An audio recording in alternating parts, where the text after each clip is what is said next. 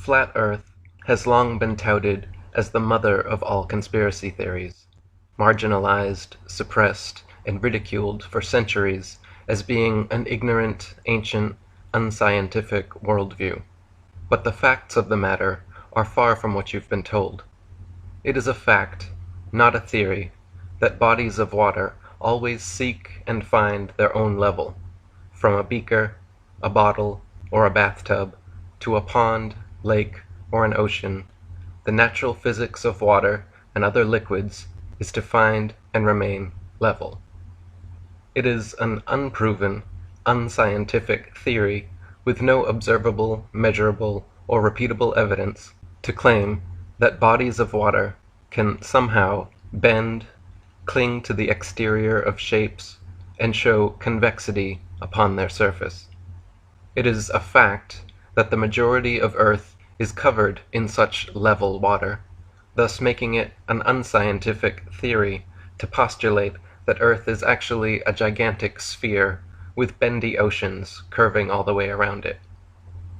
It is a fact, not a theory, that the horizon always appears perfectly flat 360 degrees around the observer, regardless of altitude. All amateur balloon, rocket, plane, and drone footage show a completely flat horizon as high as we can reach, over 20 miles, or 120,000 feet up. The only time the horizon ever bends is when viewed through a fisheye lens or a curved commercial airplane window. It is also a fact that the horizon always rises to the eye level of the observer as altitude is gained, so you never have to look down to see it. If the Earth were in fact a globe, no matter how large, as you ascended, the horizon would stay fixed, and the observer would have to tilt, looking down further and further to see it. It is a fact, not a theory, that we are able to observe objects at incredibly long distances, far beyond what would be possible if Earth were a globe 25,000 miles in circumference, as we're told. For example, it is a fact that in Genoa, Italy, from just above sea level, on clear days, it is possible to see the distant islands of Elba, Gorgona, Caprea, and Corsica, 80 to 125 miles away. It is a necessary theory that the globe Earth must curve 8 inches per mile squared, if it really be a ball 25,000 miles in circumference, as we're told. But based on such a theory, these islands would all be completely hidden behind thousands of feet of curved Earth. In fact, the record-breaking longest distance zoom photograph ever taken recently showed Pic Gaspard from Pic de Finestrelles, a whopping 275 miles away, at a height of under 10,000 feet, where, based on correct curvature calculations, the entire mountain should be invisible behind several miles of curved Earth. It is an observable, testable, repeatable, scientific fact of reality that Polaris, the North Pole star, situated perfectly over the North Pole center of Earth, never moves a single inch, night after night, year after year, century after century, with all the other fixed stars remaining fixed in their relative constellations, revolving perfect circles around Polaris. It is an unobservable, unproven, unscientific theory to claim that thousands of years ago, Polaris mysteriously did move, and Thuban or other stars became the center of rotation. It is also an unobservable, unscientific theory to claim that the Earth is spinning 1,000 miles per hour around an axis, while rotating tens of thousands of miles per hour around the Sun, while the entire solar system circles hundreds of thousands of miles per hour around the Milky Way, and the Milky Way shoots millions of miles per hour more off through infinite space, when we cannot see, hear, feel, or otherwise observe or prove any such motion, and we can see clearly for ourselves Polaris never moving, and all the other stars revolving around it. Not only this, but such circular star trails around an unmoving pole star prove that it is the stars themselves moving, and not the Earth. If the Earth were truly a tilting, wobbling, spinning space ball undergoing these multiple contradictory motions through the universe, you would only see irregular, spiral-shaped star trails, and the night sky would never be the same twice. It would be impossible for constellations to exist whatsoever if Earth were truly undergoing these various theoretical motions. This is just a brief introduction to the many observable, testable, repeatable, scientific facts of our level, motionless plain Earth that have been marginalized, suppressed, and ridiculed for centuries, in favor of various unobservable, untestable, unscientific theories purporting we live on a tilting, wobbling, spinning, ball-shaped Earth. Long before the theory of gravity was a glimmer in Newton's imagination, the natural physics of density and buoyancy already perfectly explained why apples fall down. Quite simply, objects fall or rise based on their relative density to the medium surrounding them. Apples fall because they are denser than the air, while helium balloons rise because they are lighter. No gravity necessary. This is why raindrops fall down through the air, and air bubbles rise up through water. Everything seeks its relative density and rises or falls until settling accordingly. This is why a tiny pebble sinks to the bottom of the ocean, but gigantic cruise ships and aircraft carriers stay afloat on the surface, because even though a pebble is so small, its mass relative to its volume, its density, is more than water, so it sinks. And even though a cruise ship is so large, its mass relative to its volume is less than water, so it floats. If Newton's apple had landed in a puddle instead of on his head, he would have seen the apple only fell through the air because it was denser than the air, but then floated on top of the water because it was less dense than water. Have you ever noticed how it's easier to stay afloat with your lungs full of air than it is when they're empty? Submarines float on the surface when their ballast tanks are filled with air, but when the vents are opened and seawater floods in, they begin to sink as the submarine's density becomes greater than water. Depending what depth they wish to dive, sailors simply adjust the ratio of air and water in their tanks, and when ready to resurface, they blow compressed air into the tanks, forcing the seawater out, lowering the density, and thus causing them to rise back to the surface.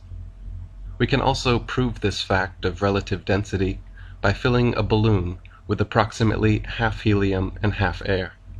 Since helium is lighter than the oxygen, nitrogen, and other gases that compose the air around us, filling a balloon with just the right amount of helium to compensate for and balance out the density of the plastic results in a gravity-defying, levitating balloon at equilibrium that neither rises nor falls.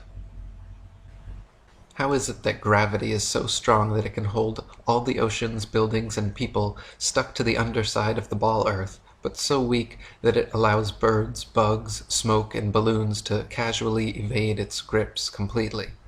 How is it that gravity holds our bodies clung to the underside of a ball Earth, but yet we can easily raise our legs and arms, walk or jump, and feel no such constant downward pulling force? How is it that gravity can cause planets to revolve elliptical orbits around a single center of attraction? Ellipses by nature require two foci, and the force of gravitation would have to regularly increase and decrease to keep planets in constant orbit and prevent pulling them into direct collision courses. Einstein's theory of relativity and the entire heliocentric model of the universe hinge upon Newton's law of gravitation.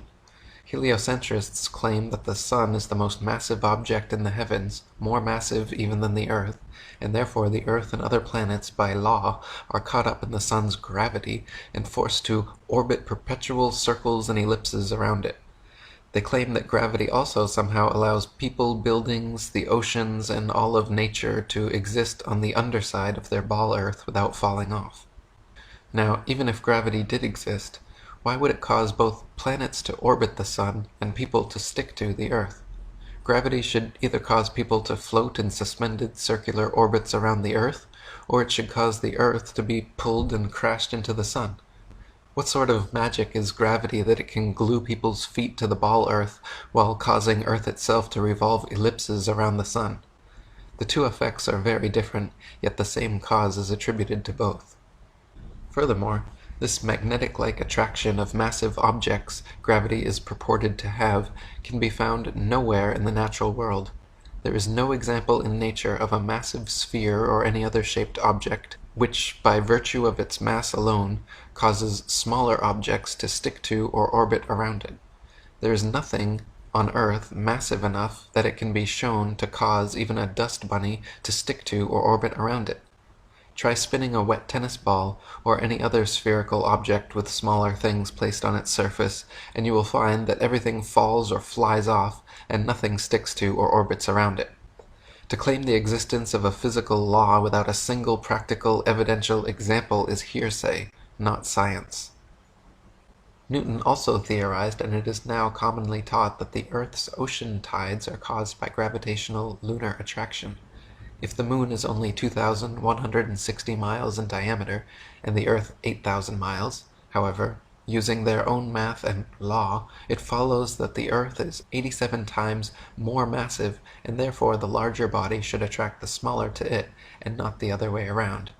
If the Earth's greater gravity is what keeps the moon in orbit, it is impossible for the moon's lesser gravity to supersede the Earth's gravity at Earth's sea level, where its gravitational attraction would even further out-trump the moon's. Not to mention the velocity and path of the moon are uniform, and should therefore exert a uniform influence on the Earth's tides, when in actuality the Earth's tides vary greatly. Furthermore, if ocean tides are caused by moon's gravitation, how is it that lakes, ponds, and other smaller bodies of standing water remain outside the moon's grasp, while the gigantic oceans are so affected? Heliocentrists claim the ball Earth is perpetually spinning on its axis at a mind-numbing 1,038 miles per hour, or 19 miles per second, and somehow people, animals, buildings, oceans, and other surface phenomena can stick to the underside of the spinning ball without falling or flying off. Take a ride on the gravitron at your local amusement park, however, and notice how the faster it spins, the more you are pushed away from the center of spin, not towards it. Even if the centripetal, inward pulling force of gravity did exist, which it does not, the centrifugal, outward pushing force of the ball Earth's supposed 19 mile per second spin would also exist and have to be overcome, yet neither of these opposing forces have ever been shown to have any existence outside the imaginations of heliocentric scientists. Astronomers claim to have measured all the planets' distances, shapes, orbits, weights, relative positions, and times of revolution, all based on the law of gravitation, and without gravity, their entire cosmology folds under its own weight. Without gravity, people cannot stand upside down on a ball Earth. Without gravity, the Earth and planets cannot be revolving around the Sun. Without Newtonian gravitation, Einsteinian relativity, Copernican heliocentricity, and the entire Big Bang ball Earth mythos cannot exist and falls to pieces. Gravity, both metaphorically and quite literally, just does not hold any water, not as a sound theory of cosmology, and not as a law supposedly responsible for holding in the world's oceans.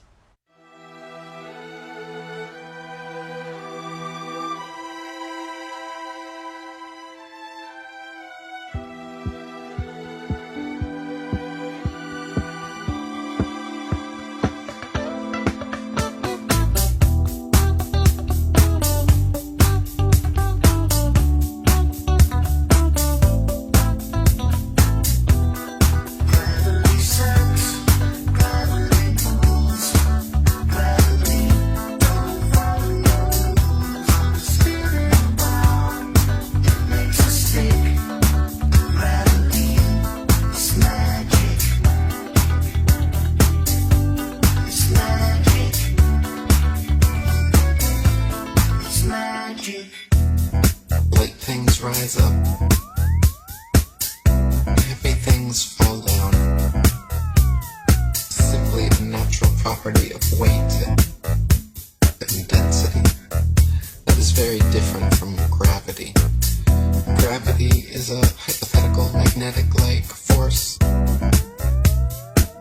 possessed by large masses, which Isaac Newton needed to help explain the heliocentric theory of the universe. Gravity sucks, gravity pulls, gravity don't follow rules. Spinning round, it makes us sick.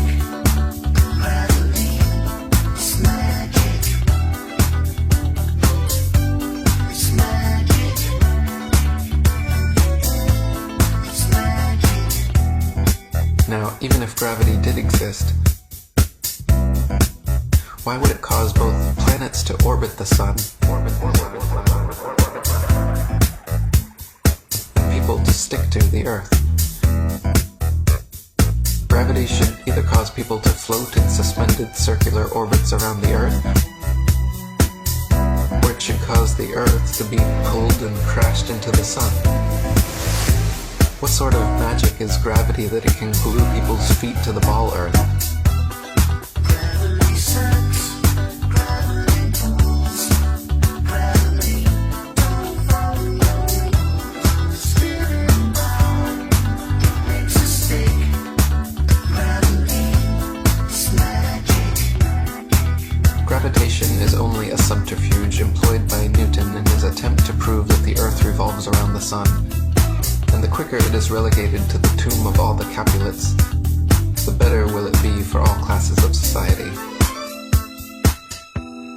Gravity sucks, gravity pulls, gravity don't follow rules. Spinning round, it makes us sick. Gravity, it's a con trick.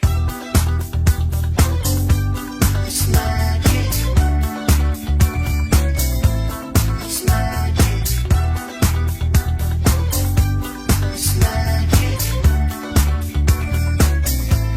It's magic. There is a popular myth taught to school children, which most adults today still believe, that people in history have traveled in perfectly straight lines, eastwards or westwards, and eventually arrived back at their starting point. It is heralded as proof of the globe Earth, and claimed that hundreds of adventurers since Magellan have completed such successful circumnavigations, but the truth is that no one in history has ever set off traveling in a perfectly straight line and returned back at their starting point. All successful circumnavigations in history, whether by sea or air, have instead followed the same pattern, which is sailing or flying the most convenient route from port to port, stopping for supplies and refueling until a complete circle has been made. Not a single sailor or aviator in history has or could travel only in the same one perfectly straight direction and magically arrive back where they began. This ridiculous lie becomes obvious when critically examined, but when taught to young children, successfully bends and warps their minds into accepting globe indoctrination. Unlike the cardinal directions on a compass rose, north, south, east, and west on Earth are not simply straight lines separated by 90 degrees. North, rather than being an upward shooting arrow, is actually a point, a center point, the center point of the entire Earth, known as the geographic North Pole, situated directly below Polaris, the North Pole star, the only motionless star in the heavens, which marks the exact northern center point of the sky. South, rather than being a downward shooting arrow, is actually every line tangent to the northern center point, or in other words, every straight line extending outwards from the North Pole heads due south. East and west, rather than being right and left facing arrows, are actually clockwise and counterclockwise circles around the pole. The sun, moon, and stars all rise in the east and set in the west, making perfect circles over and around us every day.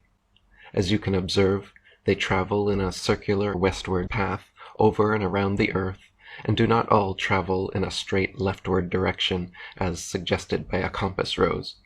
Likewise, navigators since ancient times have used Polaris to guide their ships, knowing that Polaris was the heavenly North Pole, south was traveling keeping your back to Polaris, east meant traveling keeping your left shoulder 90 degrees to the pole star, and west meant traveling keeping your right shoulder 90 degrees to the pole star.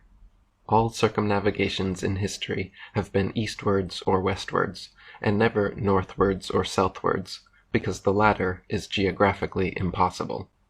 Likewise, southern hemisphere flights from Australia to South America, or New Zealand to South Africa, for example, never fly the shortest, most direct route on a globe, which would be southwards over Antarctica. It is claimed this is because such flights would allegedly be too cold for any airplanes to handle.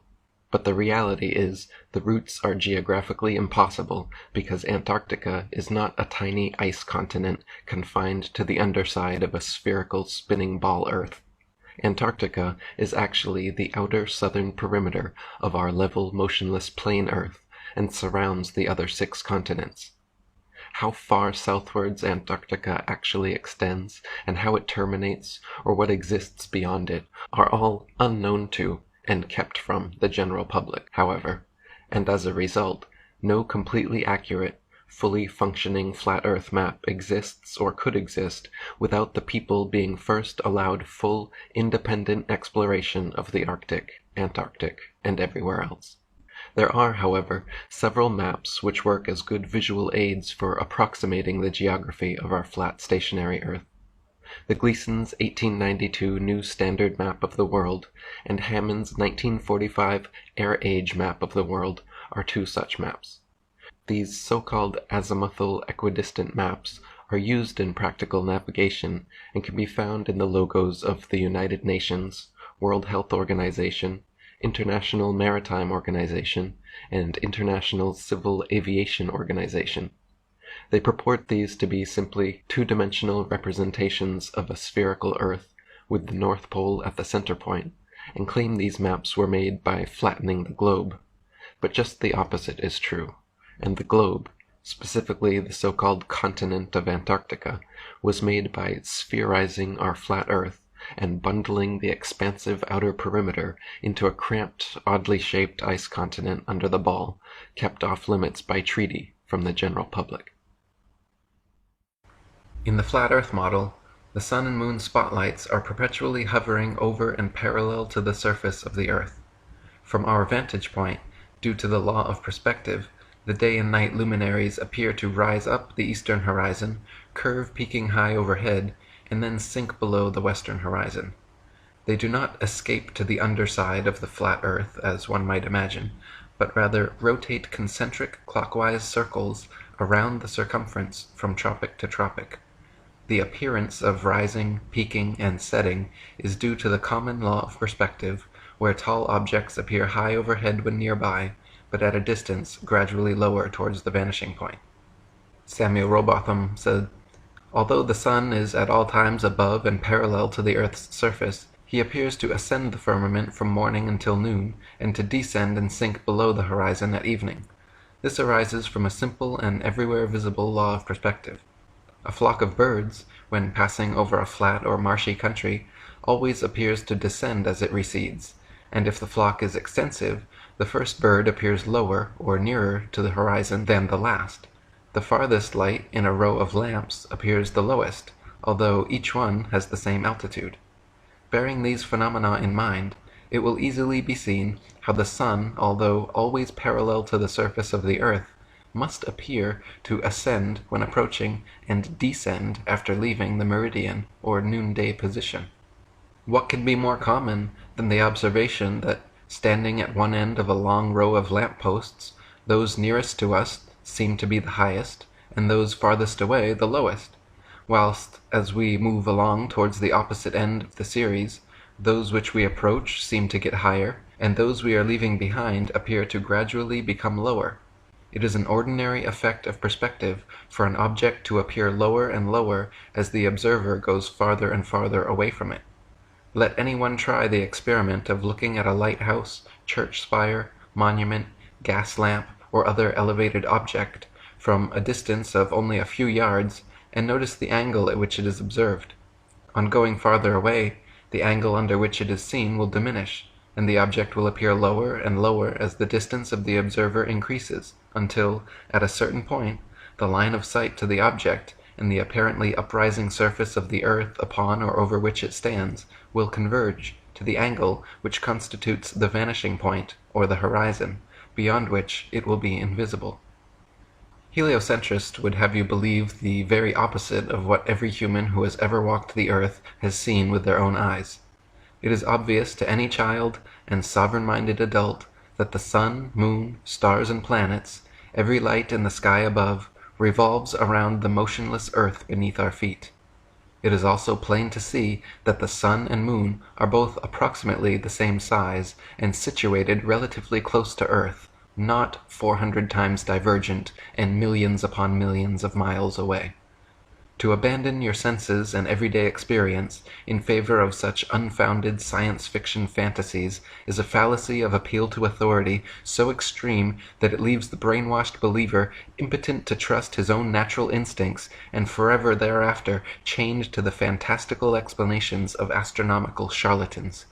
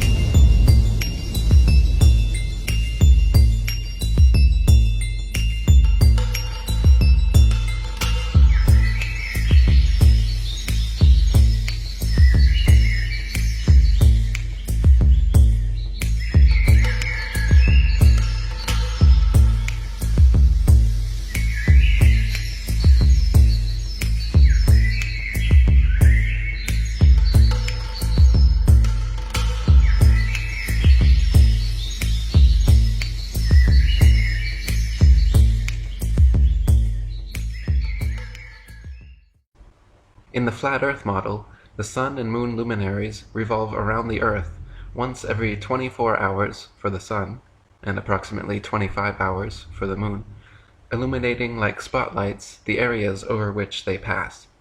The sun's annual journey from tropic to tropic, solstice to solstice, is what determines the length and character of days, nights, and seasons. This is why equatorial regions experience almost year-round summer and heat, while higher latitudes north and especially south experience more distinct seasons with harsh winters. The heliocentric model claims seasons change based on the ball Earth's alleged axial tilt and elliptical orbit around the sun. Their flawed current model even places us closest to the sun, 91,400,000 miles, in January, when it is actually winter, and farthest from the sun, 94,500,000 miles, in July, when it's actually summer throughout much of the Earth. They say due to the ball Earth's tilt, different places receive different amounts of direct sunlight, and that is what produces the seasonal and temperature changes. This makes little sense, however, because if the sun's heat travels over 90 million miles to reach the ball Earth, how could a slight tilt, a mere few thousand miles maximum, negate the sun's 90 million mile journey, giving us simultaneous tropical summers and Antarctic winters? Thomas Winship said, "The Earth is a stretched-out structure which diverges from the central north in all directions towards the south. The equator, being midway between the north center and the southern circumference, divides the course of the sun into north and south declination. The longest circle around the world which the sun makes is when it has reached its greatest southern declination. Gradually going northwards, the circle is contracted. In about 3 months after the southern extremity of its path has been reached, the sun makes a circle round the equator. Still pursuing a northerly course as it goes round and above the world, in another 3 months the greatest northern declination is reached, when the sun again begins to go towards the south. In north latitudes, when the sun is going north, it rises earlier each day, is higher at noon, and sets later, while in southern latitudes at the same time, the sun as a matter of course rises later, reaches a lesser altitude at noon, and sets earlier. In northern latitudes, during the southern summer, say from September to December, the sun rises later each day, is lower at noon, and sets earlier, while in the south he rises earlier, reaches a higher altitude at noon, and sets later each day. This movement round the Earth daily is the cause of the alternations of day and night, while his northerly and southerly courses produce the seasons. When the sun is south of the equator, it is summer in the south and winter in the north, and vice versa. The fact of the alternation of the seasons flatly contradicts the Newtonian delusion that the Earth revolves in an orbit round the sun. It is said that summer is caused by the Earth being nearest the sun, and winter by its being farthest from the sun. But if the reader will follow the argument in any textbook, he will see that according to the theory, when the Earth is nearest the sun, there must be summer in both northern and southern latitudes, and in like manner, when it is farthest from the sun, it must be winter all over the Earth at the same time, because the whole of the globe Earth would then be farthest from the sun. In short, it is impossible to account for the recurrence of seasons on the assumption that the Earth is globular and that it revolves in an orbit around the sun." Gabrielle Henriette said, "The essential feature of the year is its division into 2 equal periods of 6 months, based first on the predominating length of the days over that of the nights, and vice versa, conditions which are governed by the varying hours of sunrise and sunset, and secondly, by the either high or low height reached by the sun in the heavens at midday.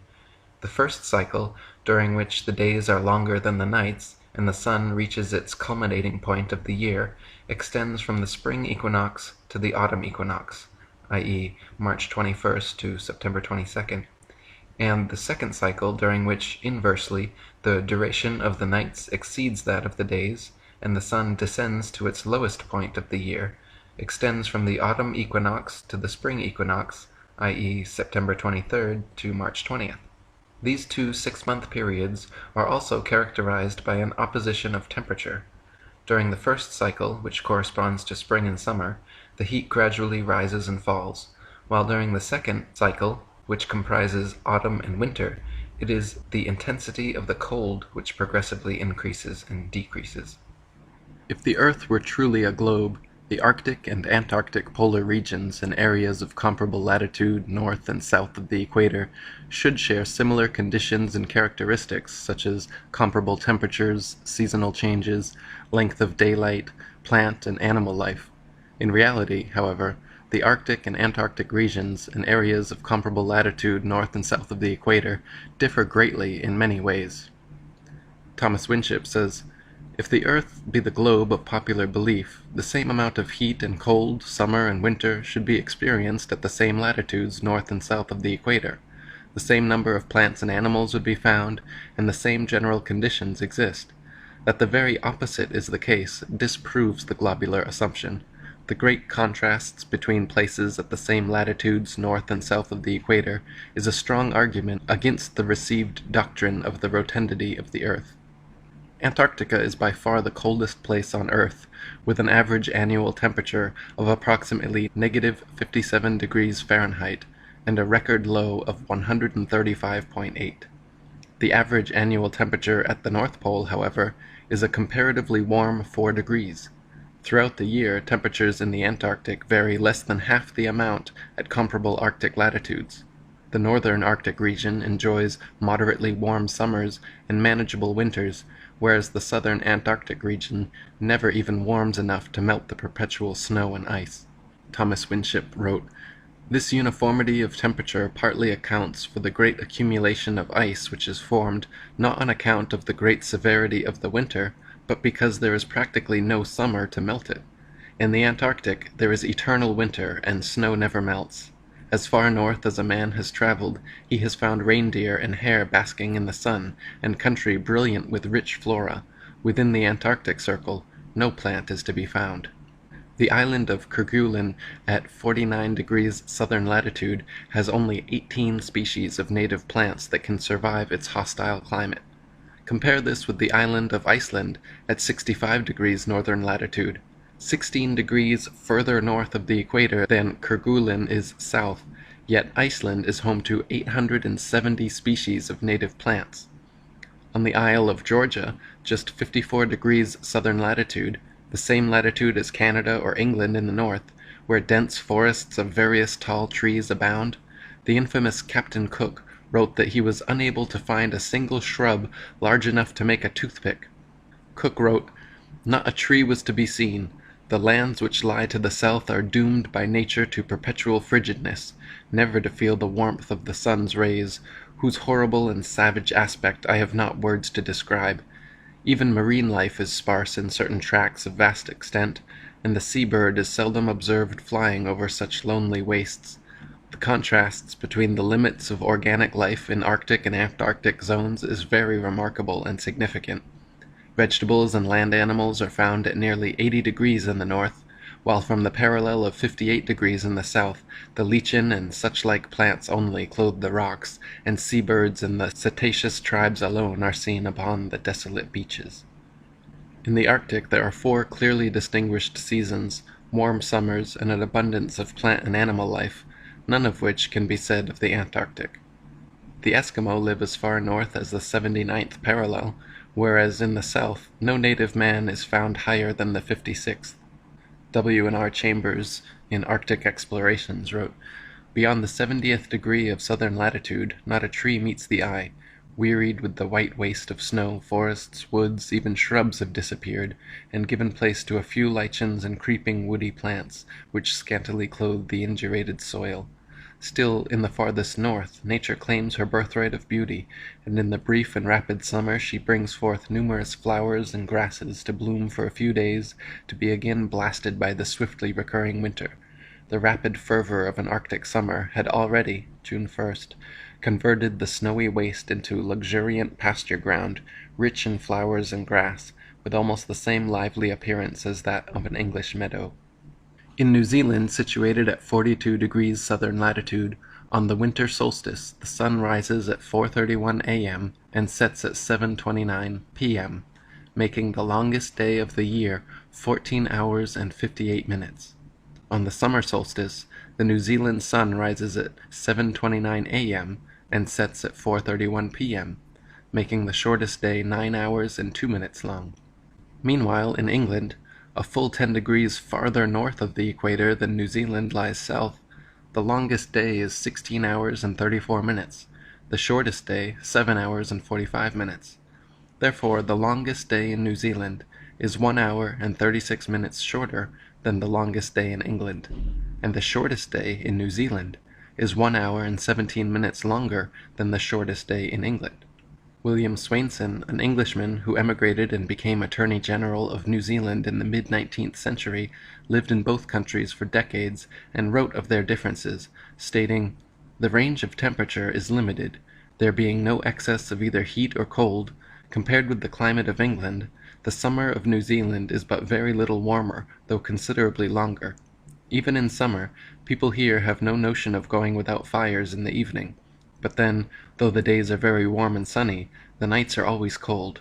For 7 months last summer, we had not one day that the sun did not shine as brilliantly as it does in England in the finest day in June, and though it has more power here, the heat is not nearly so oppressive. But then there is not the twilight which you get in England. Here it is light till about 8 o'clock, then in a few minutes it becomes too dark to see anything, and the change comes over in almost no time. The seasons are the reverse of those in England. Spring commences in September, summer in December, autumn in April, and winter in June. The days are an hour shorter at each end of the day in summer, and an hour longer in the winter than in England." In the flat earth model of the cosmos, these Arctic and Antarctic phenomena are easily accounted for and exactly what would be expected. If the sun circles over and around the earth every 24 hours, steadily traveling from tropic to tropic every 6 months, it follows that the northern, central region would annually receive far more heat and sunlight than the southern circumferential region. Since the sun must sweep over the larger southern region in the same 24 hours it has to pass over the smaller northern region, its passage must necessarily be proportionally faster as well. This is why the Antarctic morning dawn and evening twilight are very abrupt, whereas in extreme north, twilight continues for hours after sunset, and many midsummer nights the sun does not set at all. Dr. Samuel Robotham said, "If the sun is fixed and the earth revolves underneath it, the same phenomena would exist at the same distance on each side of the equator. But such is not the case.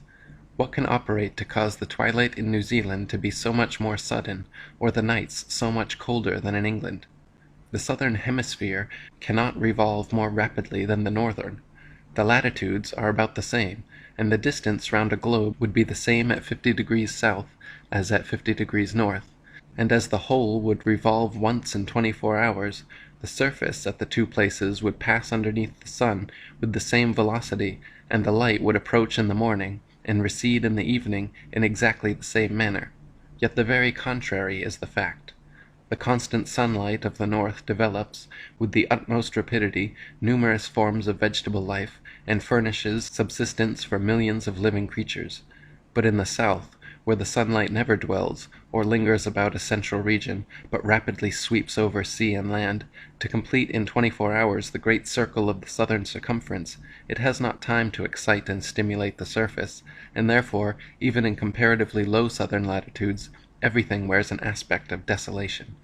These differences in the north and south could not exist if the earth were a globe, turning upon axes underneath a non-moving sun. The two hemispheres would at the same latitudes have the same degree of light and heat, and the same general phenomena, both in kind and degree. The peculiarities which are found in the south as compared with the north are only such as could exist upon a stationary plane, having a northern center, concentric with which is the path of the moving sun." And William Carpenter wrote, "Every year the sun is as long south of the equator as he is north, and if the earth were not stretched out as it is, in fact, but turned under, as the Newtonian theory suggests, it would certainly get as intensive a share of the sun's rays south as north, but the southern region being, in consequence of the fact stated, far more extensive than the region north, the sun, having to complete his journey round every 24 hours, travels quicker as he goes further south, from September to December, and his influence has less time in which to accumulate at any given point. Since then the facts could not be as they are if the earth were a globe, it is a proof that the earth is not a globe. The midnight sun is a phenomenon experienced by observers north of the Arctic Circle during summer solstice, where the sun can be seen circling over and around 360 degrees without ever setting. Depending how far north the observer is, the sun can be seen for several days or weeks, rising and falling as usual, but never fully setting beyond the horizon. This is because the sun, having reached the Tropic of Cancer, is making its tightest, narrowest circle over the earth, so much so that observers positioned centrally within the Arctic Circle are never at any time significantly far enough away from the sun for it to set beyond their horizon. Not until after summer solstice, when the sun makes its way back towards the equator, will the sun set completely and the Arctic days begin getting shorter. Meanwhile, in the Antarctic during summer solstice, the sun disappears completely for over 2 months, leaving everyone below the Antarctic Circle in bitter cold darkness from mid-May to mid-July. Again, this is because the sun, narrowing and tightening its path towards the Tropic of Cancer, means it has moved significantly far enough away from the Antarctic perimeter so as not to be seen by observers positioned so far south. Not until mid-July, when the sun expands and widens its path back significantly far enough, will Antarctic observers again be able to see the sun above the horizon and the Antarctic days begin getting longer. In order to fit the heliocentric globe model, this midnight sun phenomenon must also occur for observers south of the Antarctic Circle during winter solstice. Depending how far south the observer is, the sun should be seen for several days or weeks, never fully setting, just like it does in the north. In reality, however, there is never 24-hour sunlight anywhere in Antarctica at any time of year. During winter solstice, when the sun is circling its widest path over and around the Tropic of Capricorn, observers far enough south will experience extended daylight hours due to proximity with the sun, but will still observe it to rise and set beyond the horizon completely every single day. In fact, this is why the Arctic and Antarctic climates are so strikingly dissimilar, because of the drastically different amount of sunlight received by each.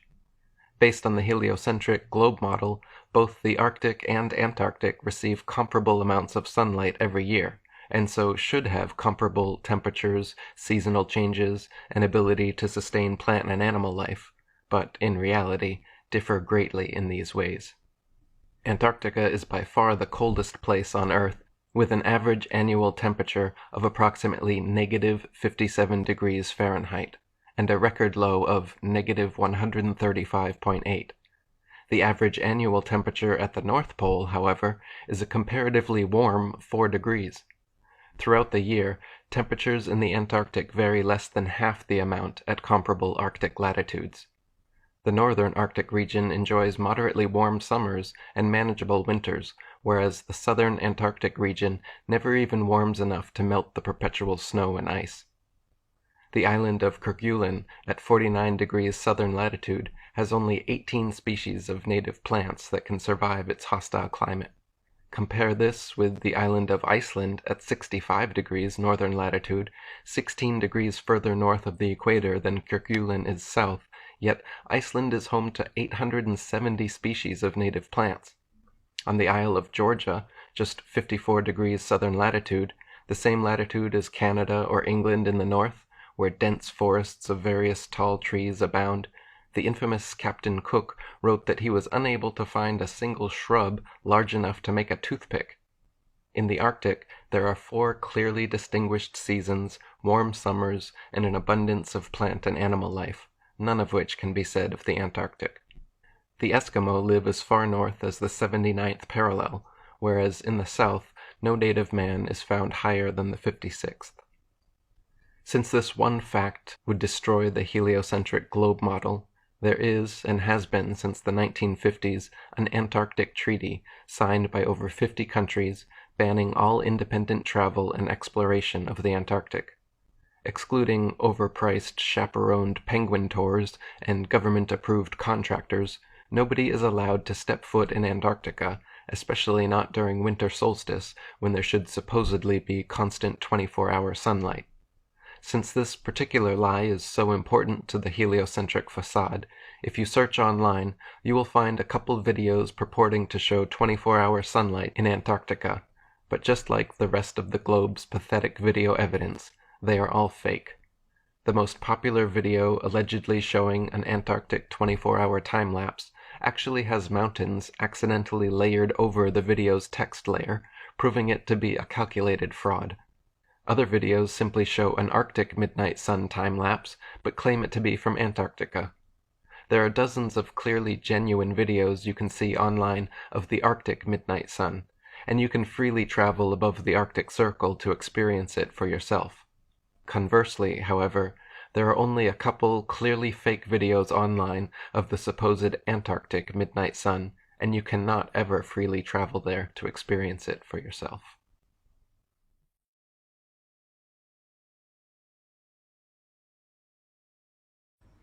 Many people think that modern astronomy's ability to accurately predict lunar and solar eclipses is a result and proof positive of the heliocentric theory of the universe.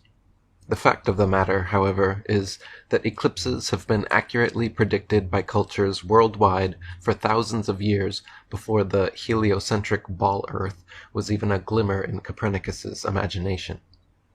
Ptolemy in the 1st century AD accurately predicted eclipses for 600 years on the basis of a flat, stationary Earth with equal precision as anyone living today. All the way back in 600 BC, Thales accurately predicted an eclipse which ended the war between the Medes and the Lydians, and as far back as 3,000 years ago, the Chaldeans, Egyptians, Indians, Chinese, and others accurately predicted eclipses to within seconds of modern methods. Eclipses happen regularly, with precision, in 18-year cycles, so regardless of geocentric or heliocentric, flat or globe Earth cosmologies, eclipses can be accurately calculated independent of such factors. Another assumption and supposed proof of Earth's globular shape, heliocentrists claim that lunar eclipses are caused by the shadow of their ball Earth occulting the moon. The idea is that the sun, earth, and moon spheres perfectly align like 3 billiard balls in a row so that the sun's light casts the Earth's shadow onto the moon. Unfortunately for them, this explanation is rendered completely invalid due to the fact that lunar eclipses have happened and continue to happen regularly when both the sun and moon are still visible together above the horizon. But for the sun's light to be casting Earth's shadow onto the moon, the three bodies must be aligned in a straight 180-degree syzygy. As early as the time of Pliny, there are records of lunar eclipses happening while both the sun and moon are visible in the sky together, and it continues happening during lunar eclipses to this day. In an attempt to explain away the inconsistencies in their theory, heliocentrists usually claim light refraction must be happening on a scale large enough to account for the phenomena. But even if this highly implausible, reverse-engineered, damage control explanation is accepted, it cannot explain how Earthbound observers are supposedly able to see 12,000 miles, 180 degrees around a globular Earth to objects on the other side. The reality is, eclipses are a far more occult and mysterious phenomenon than lining up 3 billiard balls. Lunar eclipses only occur during full moons, when the moon is at the crossing point of the ecliptic opposite the sun, and solar eclipses only occur during new moons, when the moon is at the crossing point of the ecliptic and aligned with the sun. Such solar and lunar conjunctions and oppositions happen a minimum of 4 times per solar year, and depending on their exact altitudes and observer location, will produce partial, total, or annular eclipses. In ancient cosmology, these lunar nodes and accompanying eclipses were personified as the gods Rahu and Ketu, often shown devouring the sun or moon. During solar eclipses, the new moon conjunction directly crosses the sun, causing the blackout effect, and during lunar eclipses, the full moon opposition to the sun causes the shadowy red tint. This phenomenon is wholly celestial, involving the luminaries and their regular interactions with one another, and not in any way terrestrial, involving the earth beneath our feet, causing upward casting shadows into the heavens. Earth is a level, motionless plane with the sun, moon, and stars revolving over and around us just as you experience every day. The North Pole is the magnetic monopole center point, with Polaris, the North Pole star, situated directly above. Polaris is the only motionless star in the heavens, with all the other constellations revolving perfect circles over the earth every night. The so-called planets, known to the ancients as wandering stars, were named such because they were observed then, as we can observe today, to wander the heavens, taking their own unique spirograph-like patterns, making both forward and retrograde motions over and around the earth during their cycles.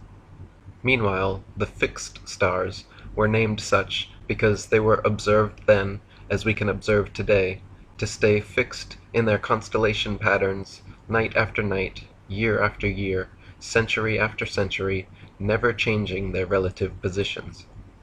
If Earth was truly a tilting, wobbling, spinning space ball, as NASA and modern astronomy proclaim, rotating 1,000 miles per hour on its axis, revolving 67,000 miles per hour around the sun, spiraling 500,000 miles per hour around the galaxy, and shooting off several million more miles per hour through the universe, the star patterns would never look the same 2 nights in a row, let alone be fixed in exactly the same constellations for thousands upon thousands of years. The reality is that the Earth and Polaris do not move, while everything else in the heavens revolves over Earth and around Polaris, east to west, like in a planetarium dome. Our Earth planetarium, however, is so vast that perspective won't allow any observer to see all the stars simultaneously from any one vantage point. We can see Polaris, Ursa Major and Minor, and other northern constellations from every point north of the equator simultaneously, but conversely cannot see the so-called South Pole star, Sigma Octantis, the Southern Cross, or other outer constellations simultaneously from every point south of the equator, because they all sweep over a great southern arc from their rise in the evening to their setting in the morning. Facing north, the stars turn counterclockwise from right to left. Facing south, they turn clockwise from left to right. Facing east, they rise in front and set behind, while facing west, they rise behind and set in front.